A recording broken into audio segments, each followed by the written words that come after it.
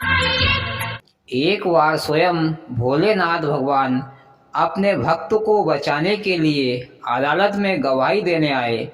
क्या कभी ऐसा हो सकता है? पर यह एक सच्ची घटना है, लेकिन आप लोगों को यकीन नहीं होगा। चलिए वो घटना क्या है, कैसे भोले शंकर अपने भक्त को बचाने के लिए गवाही देने आए।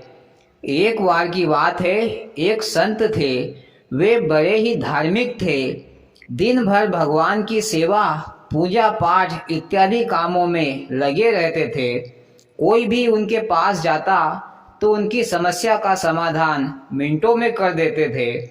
ये संत कौन थे और ये संत कैसे बने, आपको आगे कहानी सुनने से पता चल जाएगा। एक केवट था, वह अपनी नाव चलाता था और जो धन कमाता था उससे अपने घर वालों का पालन पोषण करता था। वह केवट बड़ा ही ईमानदार और भोले बाबा का बड़ा ही परम भक्त था। वह सुबह शाम दिन भर भोले शंकर का नाम जपता रहता था। एक बार की बात है, केवट के पिताजी ने केवट से कहा, बेटा हमें तुम्हारी बहन की शादी करनी है, तो हमें पैसों की ज़रूरत है।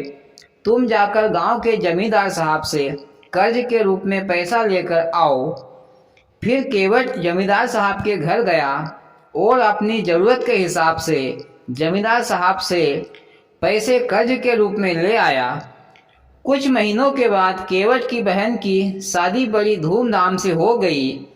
फिर केवट ने सोचा कि मैं शहर जाकर पैसा कमा लाता हूँ, क्योंकि मुझे जमींदार साहब का पैसा भी तो चुकाना है। फिर केवट शहर चला गया। 2-3 सालों के बाद केवट अपने घर लौटा। केवट ने शहर से काफ़ी पैसा कमा कर लाया था। फिर केवट ने अपने पिताजी से कहा, पिताजी ये लो पैसा, जमींदार साहब का कर्जा देकर आ जाओ। तो पिताजी ने कहा, बेटा तुमने कर्ज लिया था तो तुम ही कर्ज देकर आ जाओ। फिर केवट जमींदार साहब के घर गया और जमींदार साहब को अपना कर्जा ब्याज सहित दे दिया। जमींदार साहब ने केवट को एक पर्ची दी जिसमें लिखा था,